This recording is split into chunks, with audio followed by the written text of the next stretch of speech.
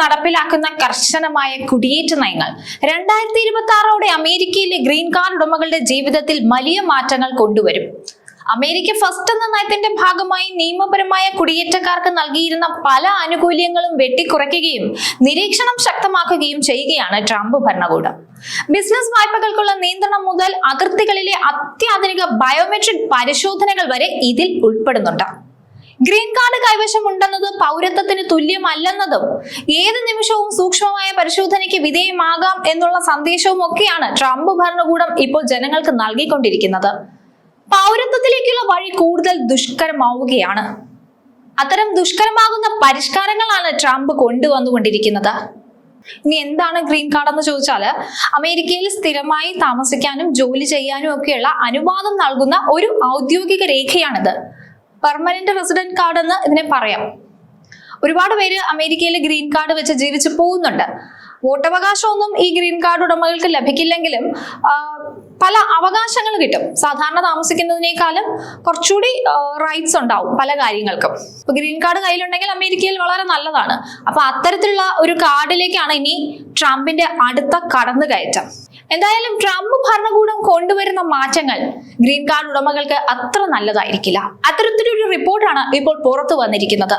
നിയമപരമായ കുടിയേറ്റക്കാർക്കും green card ഉടമകൾക്കും മേൽ നിരീക്ഷണം കർശനമാക്കുന്ന രീതിയിലാണ് ട്രംപ് ഭരണകൂടത്തിന്റെ നയങ്ങൾ മാറിക്കൊണ്ടിരിക്കുന്നത്. ഇനി 2026 പ്രാബല്യത്തിൽ വരുന്ന ചില മാറ്റങ്ങളാണ് പറയുന്നത്. ആദ്യത്തേത് സ്മോൾ ബിസിനസ് അഡ്മിനിസ്ട്രേഷൻ അഥവാ SBI വായ്പകൾക്ക് വിലക്കാണ്. മാർച്ച് 1 മുതൽ ഗ്രീൻ കാർഡ് ഉടമകൾക്ക് SBI വായ്പകൾ ലഭിക്കില്ല. ബിസിനസ് ഉടമസ്ഥതയിൽ US പൗരന്മാർ അല്ലാത്തവരുണ്ടെങ്കിൽ ആ സംരംഭങ്ങൾക്ക് വായ്പ അനുവദിക്കില്ല. വായ്പ ലഭിക്കണമെങ്കിൽ നേരിട്ടുള്ളതും അല്ലാത്തതുമായ എല്ലാ ഉടമകളും US പൗരന്മാരായിരിക്കണം. ഇനി രണ്ടാമത്തേതിലേക്ക് വന്നാൽ കർശനമായ പശ്ചാത്തല പരിശോധനയാണ്. ഗ്രീൻ കാർഡ് പുതുക്കുന്നതിനോ പൗരത്വത്തിന് അപേക്ഷിക്കുന്നതിനോ പോകുന്നവർക്ക് മുൻപത്തേക്കാൾ കടുപ്പമേറിയ പശ്ചാത്തല പരിശോധനകൾ നേരിടേണ്ടതായി വരും.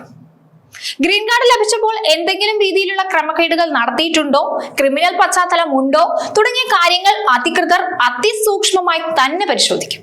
ഇനി മൂന്നാമത്തേത് ബയോമെട്രിക് എൻട്രി എക്സിറ്റ് നിർബന്ധമാക്കി എന്നുള്ളതാണ്. 2025 ഡിസംബർ 26 മുതൽ അമേരിക്കയിലേക്ക് പ്രവേശിക്കുകയോ പുറത്തു പോവുകയോ ചെയ്യുന്ന എല്ലാ അമേരിക്കൻ പൗരന്മാരല്ലാത്ത വ്യക്തികൾക്കും ഗ്രീൻ കാർഡ് ഉടമകൾ ഉൾപ്പെടെ ബയോമെട്രിക് ഫോട്ടോഗ്രാഫിക് വിധേയരാകേണ്ടതുണ്ട്. ഓരോ തവണ അതിർത്തി കടക്കുമ്പോഴും മുഖം സ്കാൻ ചെയ്യും. ചിലർക്ക് വിരലടയാളവും ഐറിസ് സ്കാനും ആവശ്യമായി വരും. ഈ ബയോമെട്രിക് എൻട്രി എക്സിറ്റ് സംവിധാനം വലിയ വിമാനത്താവളങ്ങളിൽ ആരംഭിച്ചു കഴിഞ്ഞു.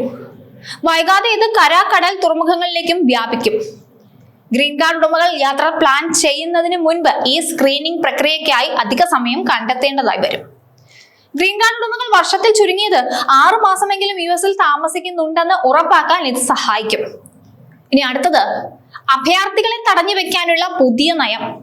അഭയാർത്ഥി പദവി അഥവാ റെഫ്യൂജി സ്റ്റാറ്റസ് US എത്തി 1 വർഷം പൂർത്തിയായിട്ടും ഗ്രീൻ കാർഡ് ലഭിക്കാത്തവരെ തടഞ്ഞു വെക്കാൻ പുതിയ നയം അനുവാദം നൽകുന്നു.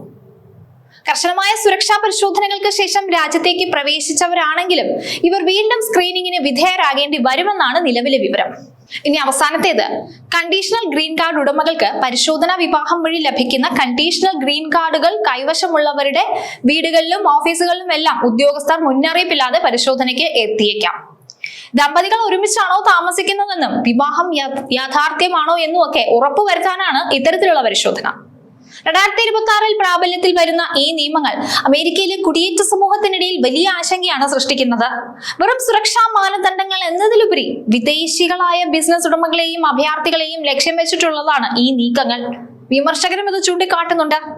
ബിസിനസ് വായ്പകൾക്കുള്ള വിലക്ക് ഗ്രീൻ കാർഡ് ഉടമകളുടെ സാമ്പത്തിക വളർച്ചയെ ബാധിച്ചേക്കാം.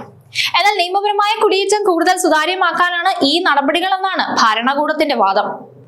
ഗ്രീൻ കാർഡ് ഉടമകൾ തങ്ങളുടെ രേഖകൾ കൃത്യമായി സൂക്ഷിക്കുകയും നിയമപരമായ എല്ലാ നിബന്ധനകളും പാലിക്കുന്നുണ്ടെന്ന് ഉറപ്പുവരുത്തുകയും ചെയ്യേണ്ടത് ഈ സാഹചര്യത്തിൽ വളരെ പ്രധാനമാണ്.